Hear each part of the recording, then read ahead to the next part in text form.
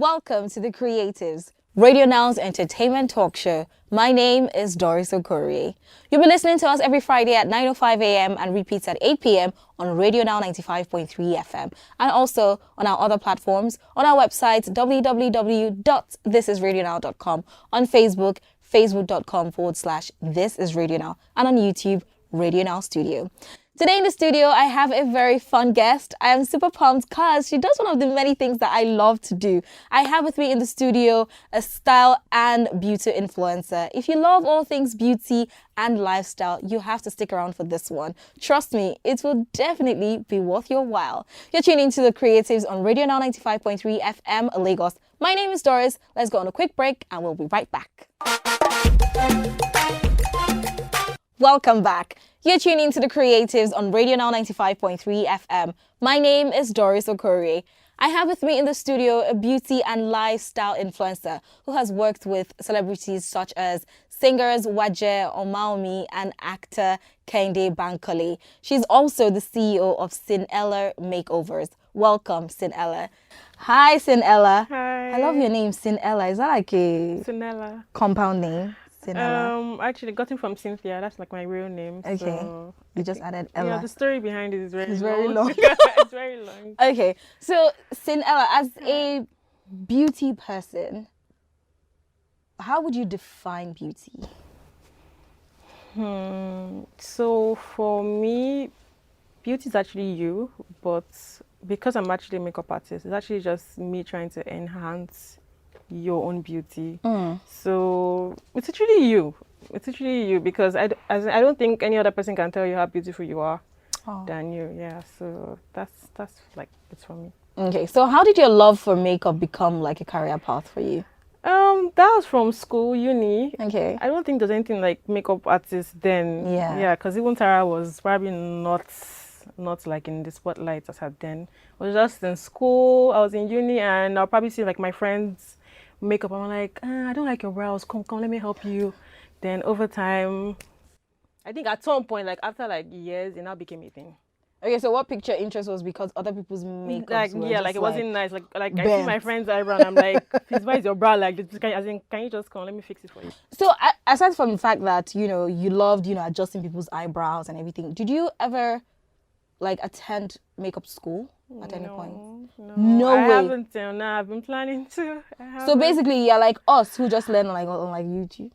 Who is it, us? Us now, because this makeup is not makeup. Maybe I can. Probably yes. Yeah. Okay, so you learn like online. I think it was just me about as in just practicing. I probably see something I actually like, then I'm like, oh, let me try and find a way to get it, like improvise. Okay. So it wasn't really the YouTube thing. Nah, it was just me trying out different things, and when they work, I'm like, yes, I've gotten it. I love that because that's how I do my makeup. YouTube. So I'm like, sometimes it will enter, sometimes it will enter. We move regardless. Yeah. Okay. So what would you say is a must-have as a startup makeup artist? Is it just one thing, or like I should like list? You can list. I think first of a moisturizer. Okay. Actually, for your skin, because the condition of your skin is very important. Okay. So moisturizer, foundation, lip gloss, Okay. eye pencil, and powder and blush. Okay. Yeah. So when you started out in the makeup industry, what were the challenges that you faced? I think it was literally trying to convince people that you're good. Yes, because for me, I came to a new space, so I had to like try and get clients to trust me. So when I was researching you, right, of course, when you just start looking for makeup artists, the algorithm will just start giving you makeup artists. So I stumbled on this makeup artist who was basically doing like a short story time, and she was saying, how after school she was speaking to her parents, and then the father was like, what do you want to become now that you finished school? And she was like, I want to do makeup, and the father was so upset. And I know how difficult it is sometimes with creative, so I wanted to ask you, when you decided to do this, what did your parents actually say, or your family in general? So if I should answer that question, I'll probably have to go back a bit. I didn't want to be a makeup artist. Okay. So I actually wanted to be an artist, like just draw. I used to draw and paint. And I remember telling my mom about it. She actually asked me what I wanted to do after secondary school and like to go to the uni. And I was like, I want to become an artist. And she started crying and shouting because then it was just you becoming a doctor or a lawyer. So I had to change. I thought about something else. I was like fashion designing and she was like tailor. And I'm like, no, mommy, like, so I actually had to just switch to HRM, like human resource management. Okay. So that's actually what I studied in school. So coming out from, I did school in Nigeria. So coming back, it was more like, I just grew into it. Because in Ghana, I was already a makeup artist after school. Okay. So she didn't have anything to say right that time. Okay, great. Yeah. Okay. So you know how people always say, oh, girls, they wear too much makeup. If you brought down their body, oh, if you want to know what a girl really looks like, take her to the pool, Oh, wearing makeup is being fake. It's fake beauty. What can you say is the importance of makeup? Importance of makeup. I think it's just showing more about you, like showing you the real you, but in a better version. So for me, I'm not the too much makeup kind of person. I just focus on your beauty, but I make it look better. So I can still tell, or I can still relate when people actually say makeup is actually a lot, because you can actually see makeup and I'm like, I think this is actually a lot. Like you look like a drag queen. So for me, that's literally not my kind of makeup. It's just more about you, but making it look better, like a filtered version. Ah, I see. That's the I word. see. Okay, great stuff then. Yeah. So you work with celebrities such as singers Waje, Omawunmi, and actress Kehinde bankole. So you're a celebrity makeup artist. Abraham. Right, nice. So how is your experience like working with, celebrities? I think I've been lucky. They've been nice. The people I've actually met, they've been nice. Yes. Okay.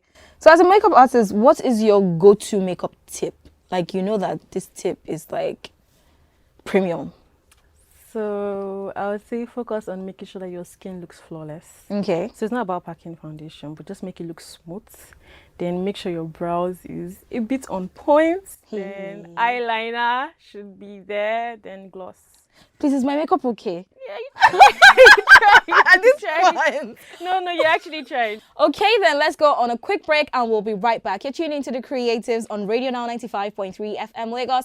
My name is Doris and I have with me in the studio CEO Cynellah Makeovers, Cynellah. Do not touch that dial, keep it locked. Welcome to The Creatives on RadioNow 95.3 FM Lagos. My name is Doris and I have with me in the studio CEO Cynellah Makeovers, Cynellah. And we have been having so much fun. And at least she said my makeup is okay, so now my chest can calm down. So Cynellah, you've been in the game for a while now, right? Do you think that makeup has evolved? Yeah, it has. In what ways? So I was thinking, and I was like, I remember when we just carry like a small box and we're good. And now my load is always like a lot, like chair, lights, like it feels like you're actually packing out to a new house, like literally moving to a new house. So actually it has. There are different steps. Technique is not so easy. Yeah, you probably have to go through some process. So it's actually different right now. Okay. Compared to before. Okay, so I see that you also do makeup for weddings and events. And I know that sometimes the clients can be difficult. How do you handle difficult clients? I think if you actually want to become a makeup artist, you have to learn patience and you have to be a very good listener. So if you don't have those ones, if you know you're not patient, just don't bother. Yeah, so like I take our time to actually listen to what they say. Okay. Then when they say, oh, it's this, and you actually know it's supposed to be this, I'm like, oh my, okay. But are you sure? So I try to like act like the whole baby, like give the whole baby character just to make them listen to what I have to say. Then probably buy into the idea. Okay. So just patience, like you have to have patience literally. Oh, great stuff. You have been in the game for a while now. And initially when I asked you what challenges you faced, you had said, proving to people. But now you have, we don't need to know again. We know that you are fantastical. Yeah. So what challenges do you face currently as a makeup artist? Traffic. Traffic and I think it's planning from clients. Sometimes you get calls, oh, I need you for 3. p.m. and you get there and they are not available. Oh, I'm sorry, I'm not around. That's if it's actually like home service. Or I'm actually not at home at the moment. I had school runs, I had this. So I think it's actually timing. Yeah, timing, planning from clients. Okay. Yeah. So, traffic. Well, you're in Lagos now. Hello. Yeah, but they won't understand. I told you I wanted you to come by 3 p.m. So sometimes they don't get it because they feel like they paid for it. Yeah. So. I totally kind of understand them. So, I always like this. Like, I see this question. It's one of my favorite questions, right? What is the craziest thing that has ever happened to you whilst you were trying to do like some work? Craziest thing. Oh my god, I think this will actually sound weird. A client came to shape her brows. Okay. Actually, she didn't come to shape her brows. She came to cut her son's hair, and I had to convince her that I'm a very good makeup artist. And she was like, "Okay, I don't want to do makeup right now, but I want to shape my brows." Okay. And I was like, "Oh, I'm the best person for it." Actually, I'm still like the best for that. So she told me how she wanted her brows, and I was like, "Okay, perfect, no problem." She sat on my chair. So at least I later convinced her, right? She was on my chair, and I don't know what happened. I actually made a mistake. So like the blade, you know how a blade looks like. So I was actually shaping with the end of this side. Yeah. Then the other base now cut one particular place. I literally froze, and I'm like, "Hey!" Because she literally, as in, she kept on telling me that if I mess the brows, she won't take it lightly. No so I was like, "Ma, don't worry, trust me."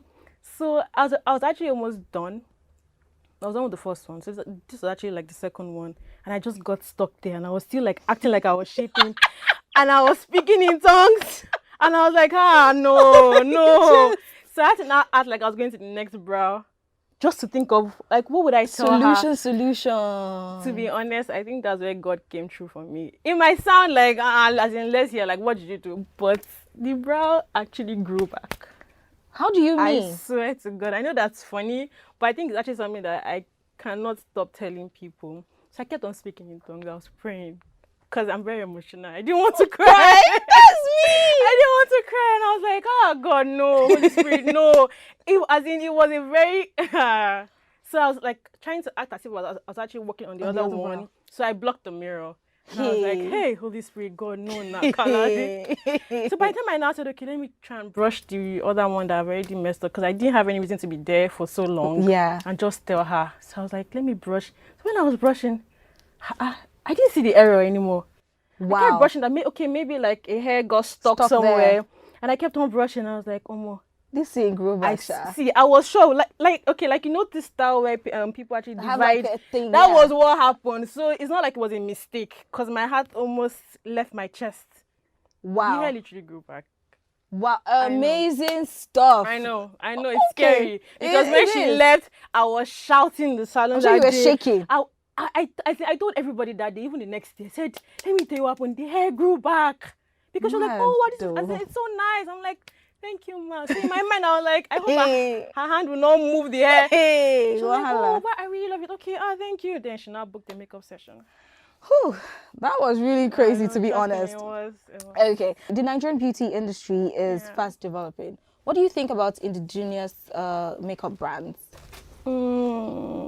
Like Nigerian brands? Yes. I think they've been doing great. Like, I have like a few favorites. Okay. Yeah, I think they've been doing great, literally. In terms of quality and everything? Yes, they have. Okay, and you think that they have come to stay? Yes, they have, definitely. And probably there are more brands coming up as well. But okay, yeah. Great stuff. They have trusted brands. So every day, you see that there's a new makeup trend. Use powder first before using foundation. Use foundation up here. How do you keep up with all these trends? Okay, so that's the thing. I found out that I'm actually different. I'm not for the trend. Yes, so relax. So I've actually tried keeping up with trend. Okay. But I realized that it's not everything that comes out that you actually follow. I've gotten products because of the hype. And I'm like, this is not how I want my makeup to look like. Because I don't want it to look fake. I want it to look more natural. Like, I want to, as in, glam you up and it looks like your skin. Not like you tell me, you have foundation. Oh, it's not bad.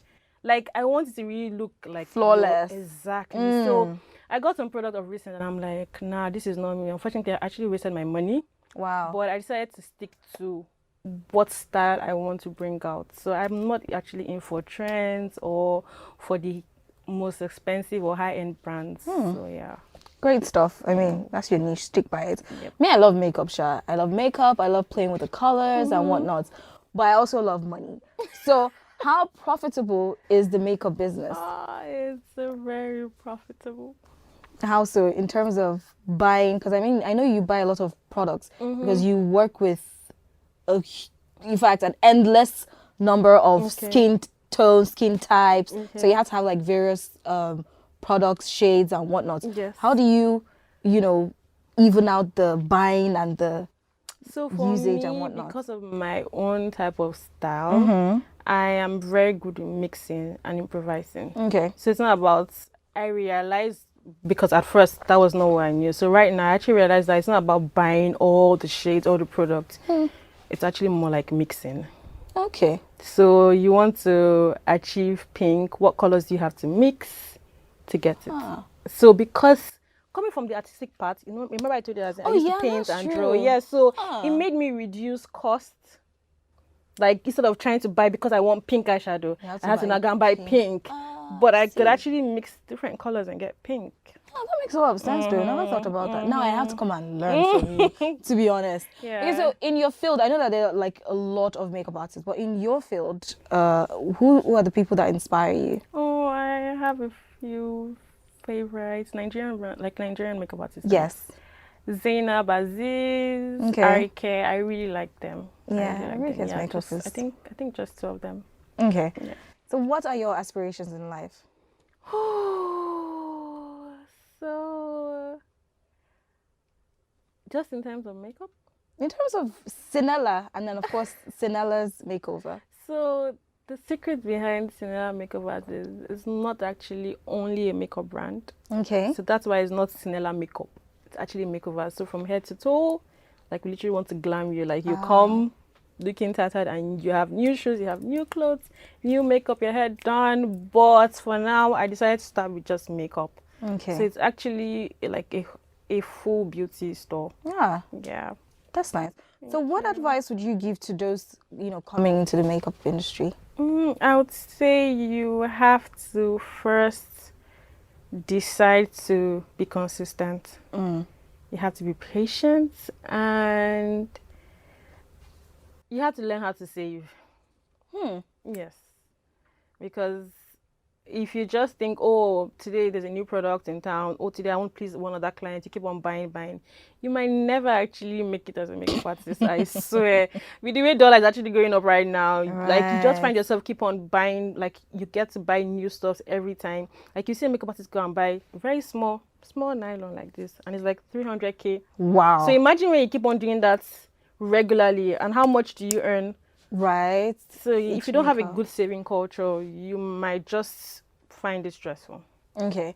So how can our listeners reach you in terms, in case they want to like book you for a session? So let's have your handle. On Instagram, Cynellah Makeovers. Can you spell it, please? CYNELLAH_makeovers. Okay. Like with an S at the Great end. stuff. Thank you so much, Thank Cynellah, you. for coming Thank you through. so So that was another exciting episode of The Creatives, the entertainment show that takes you behind the scenes. I hope you enjoyed it and learned a lot like I did. And of course, if you have any comments or questions, please contact us on our social media platforms with #TheCreatives. So from me, Doris Okore, and the entire Creatives team, I'll see you next week with another exciting guest. Bye!